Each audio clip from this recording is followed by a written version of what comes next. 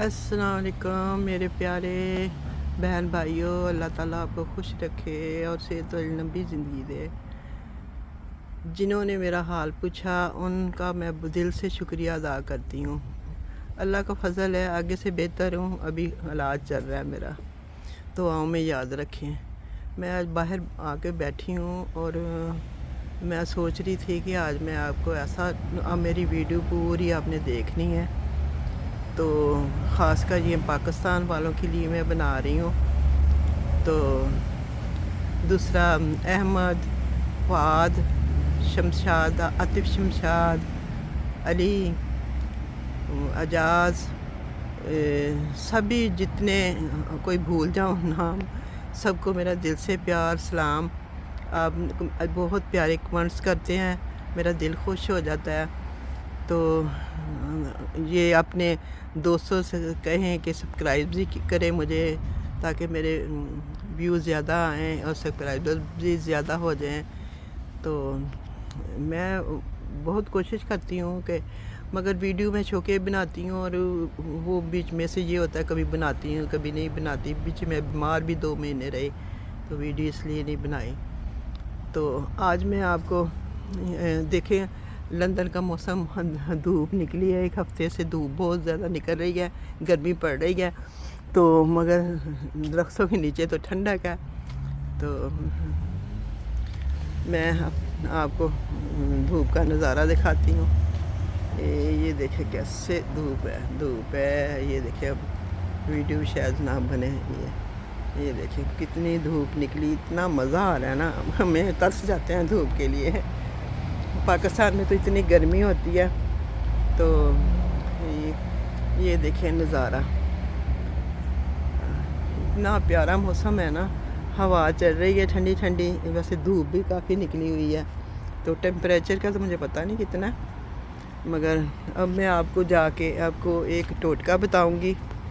तो ये एक हाथ से कैमरा पकड़ना और टोटका बताना जो है ना, मेरे लिए बहुत मुश्किल हो जाता है। हेल्प की ज़रूरत होती है, मगर आपको पता ही यहाँ पे जॉब करते हैं सभी। तो वो मेरे जो आलू बुखारा है वो भी पकने वाला हुआ है, माशाल्लाह माशाल्लाह। इस दफ़ा काफ़ी सेहतमंद है।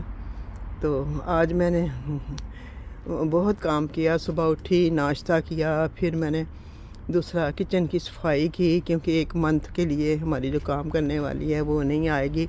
वो अपने मुल्क गई है, गोरी है वो, तो वो हफ्ते के हफ्ते सफाइयाँ करने आती है, ट्यूसडे के ट्यूसडे। अब मुझे करनी पड़ेगी। तो ये मेरे टमाटर थे, मैंने लगाए थे। तो ये आज मैंने पत्ते इनके काटे हैं। जो फालतू कहते हैं पत्ते काट दें, तो फिर टमाटर काफ़ी सेहतमंद होते हैं, तो ये काट देने चाहिए। तो ये मैंने आज गंजा मंजा किया है। तो वो रखे हैं जहाँ से फूल निकलती हैं, वो जगह छोड़ी है। तो मैं आपको दिखाती हूँ। ये देखिए, बाद में मुझे पता चला बीच में टमाटर भी लगे हैं। ये मैं पनीरी लाई थी, 2 पौधे लाई थी। तो आपको यकीन माने कितने के मिले, सोच भी नहीं सकते। तो ये मैंने खुद ही बीज लगाए थे। ये अभी इनके पत्तर नहीं मैंने काटे। तो ये 2 और 3 और 4 5 लगी हैं इधर गमलों में मैंने लगाए। ये मैंने गुटली, आम की गुटली, यहाँ पे आम नहीं होता, मगर मैं शौकिया तौर गुटली लगाई थी, वो आम उगा, तो मैंने ये गमले में लगा दिया इसको। अब मैं ऐसे करूँगी, सर्दियाँ आएंगी तो अंदर रखूँगी। ये भी मैं तो जज्बा करूँगी कि थोड़ा बड़ा होता है कि नहीं पौधा। आप दुआ करना कि ये बड़ा हो जाए, मुझे बड़ा ही शौक़ है पौधों का। तो ऐसे बस फूल माशाल्लाह बहार है। ये सफ़ेद फूल देखे कितने प्यारे फूल हैं। ये सूरजमुखिया भी मेरा निकल आए हैं फूल। ये 4 फूल लगे हैं, ये ऊपर हैं 2 बड़े और ये नीचे छोटे। ये अब मैं जाती हूँ किचन में मैं जाती हूँ किचन। मैंने काफ़ी आज साफ़ किया है, मगर यहाँ पे गार्डन के पास है, गंद बहुत पड़ जाता है। अब मैं आपको टोटका एक बताती हूँ, जो ना तो आज तक किसी ने बताया होगा और ना किसी ने किया होगा। ये ज़िंदगी में आप पहली दफ़ा ही टोटका देखेंगे। तो ये देखें, मेरे पीछे ये देखिए आ गई है। ये देखें, अब मैं आपको प्याज दिखाती हूँ। ये देखें, प्याज इस तरह उग जाते हैं, फिर वो ख़राब हो जाते हैं। तो ज़ाया हो जाते हैं। हमारा दिल करता है कि जब सस्ते प्याज हों तो ज़्यादा काफ़ी लेके रख लिए जाएं, तो वक्त गुज़र जाएगा, महंगे नहीं लेने पड़ेंगे, तो बड़ा फ़ायदा हो जाता है। सस्ती जब चीज़ हो तो उठा ले बंदा, ज़्यादा ले ले ताकि 6 महीने चल जाएं, तो उसका बड़ा फ़ायदा हो जाता है। तो ये मैं बताने लगी थी। ये अब मैंने चूल्हा जला लिया है और इसको अच्छी तरह गर्म कर लेना आपने चूल्हे को। तो ये देखें, ये प्याज मैंने लिया है, तो ये देखें इसकी जड़ें जो हैं, ये जो जड़ें हैं ना, आप इसको चूल्हे पे रख के जला देंगे, ऐसे पकड़ के इसको यहाँ से, ये देखें, ये ऐसे कर रख के इसकी ये जो है ना आपने अच्छी तरह जला देना है इसको आपने अच्छी तरह, ये देखें इसकी जड़ें जो है ना, ये इसका मुंह जो है वो आपने जलाना है। ये देखें, ये आपने जला के, तो आपने ये बचा के रखना है कि सारा प्याज ना कहीं जला दें। ऐसे तवा भी गर्म कर सकते हैं ना उसके ऊपर, वैसे ये तो मैंने आग जलाई है ना, तो तजर्बे के तौर पे आपको बताया।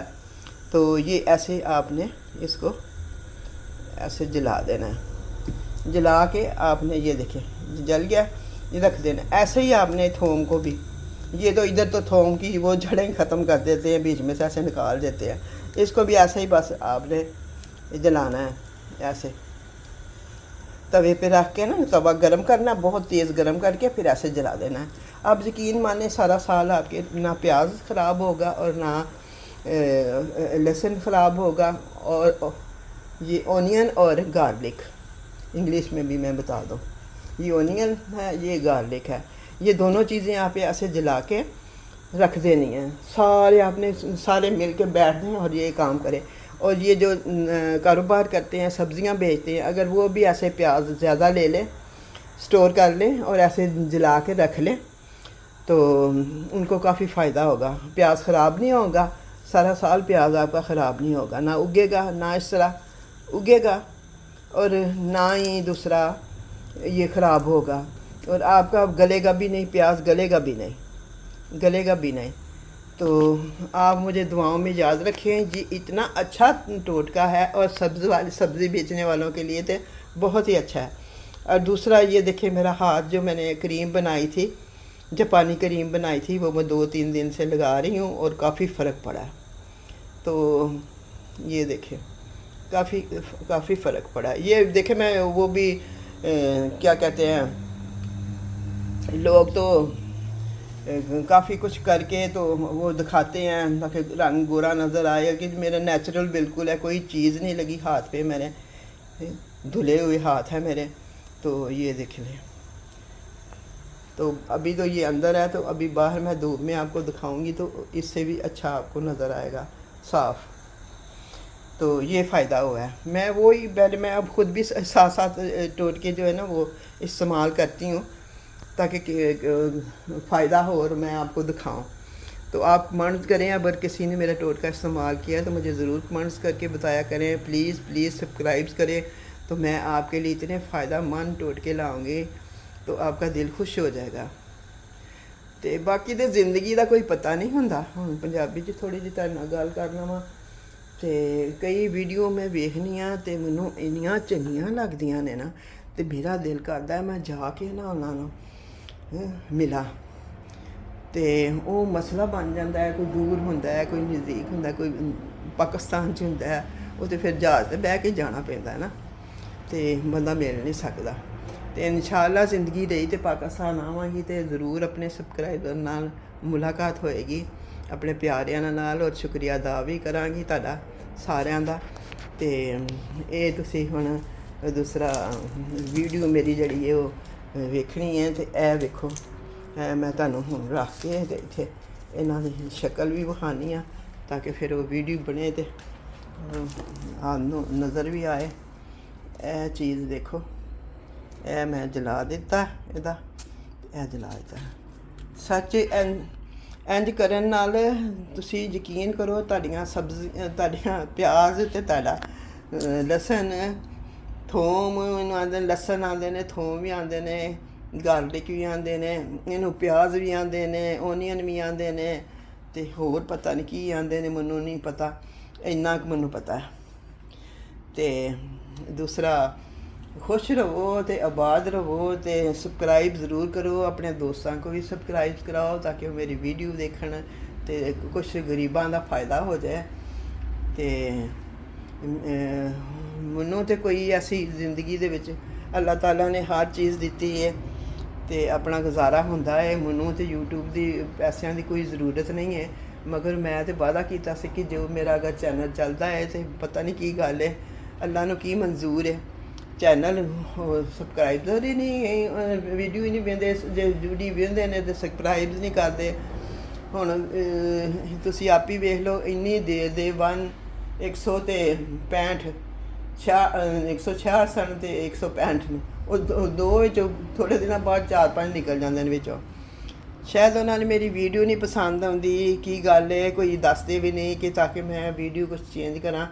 देखो मैं घर दे विच रहिंदी हाँ, घर दियां जिम्मेदारियां ने ते घर दी वीडियो बना सकनी हाँ। हुण बाज़ारां च जाके वीडियो बनाना मेरे लिए बड़ा मुश्किल हुंदा है कल्ली दा जाना। तुसीं पता मैं बाहर बैठी हाँ, ये नहीं कि पाकिस्तान तो चलो रक्शे च बैठे, टैक्सी कराई ते जाके ते माल ते जाके शॉपिंग सेंटरां च माल च जाके बंदा वीडियो बना लेंदा है।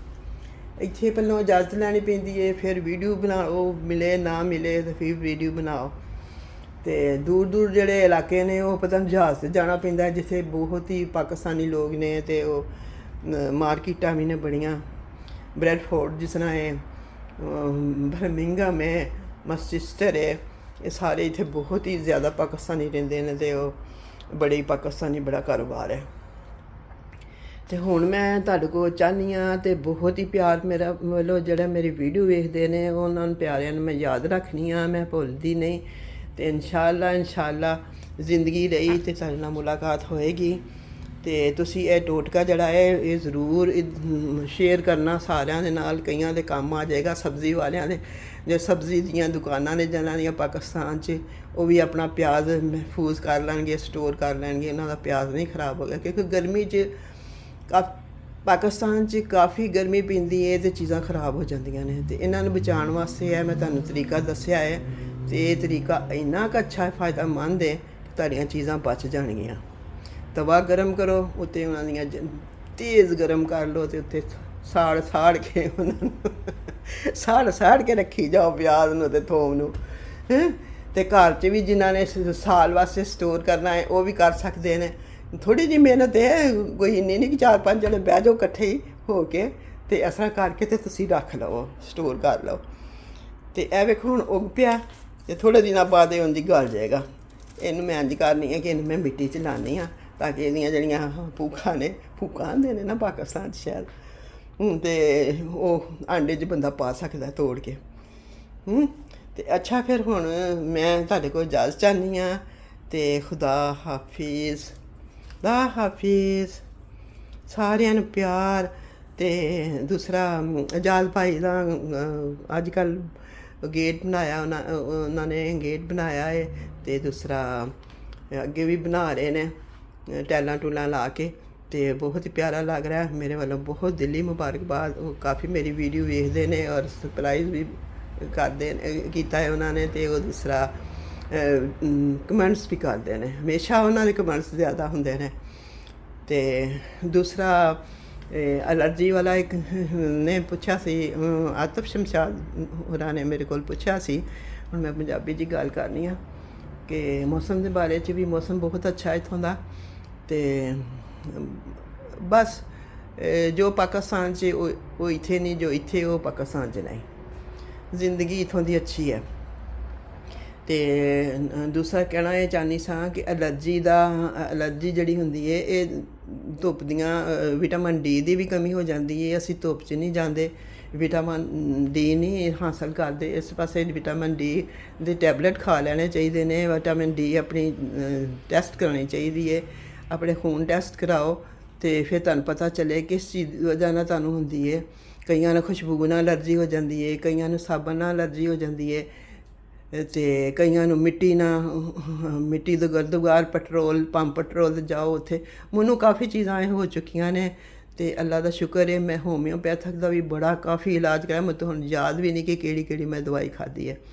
ਤੇ ਹੁਣ ਮੈਂ ਇੱਕ ਟਿਊਬ ਇੱਥੇ ਵਿੱਚ ਕੀਤੀ ਸੀ, ਇਹਦੇ ਨਾਲ ਐਲਰਜੀ ਦਾ ਕਾਫੀ ਆਰਾਮ ਆਉਂਦਾ ਹੈ। ਤੁਸੀਂ ਚੈੱਕ ਕਰਕੇ, ਇੱਕ ਜਗ੍ਹਾ ਚੈੱਕ ਕਰਕੇ, ਜਿਹਨੂੰ ਐਲਰਜੀ ਉਹ ਚੈੱਕ ਕਰਕੇ ਲਾ ਕੇ ਵੇਖ ਲਵੇ, ਅਗਰ ਤਾਂ ਫਾਇਦਾਮੰਦ ਹੈ, ਇੱਕ ਦਿਨ 'ਚ ਹੀ ਪਤਾ ਚੱਲ ਜਾਏਗਾ, ਤੇ ਫਿਰ ਜ਼ਰੂਰ ਤੁਸੀਂ ਇਸਤੇਮਾਲ ਕਰੋ। ਤੇ ਖੁਦਾ ਹਾਫਿਜ਼।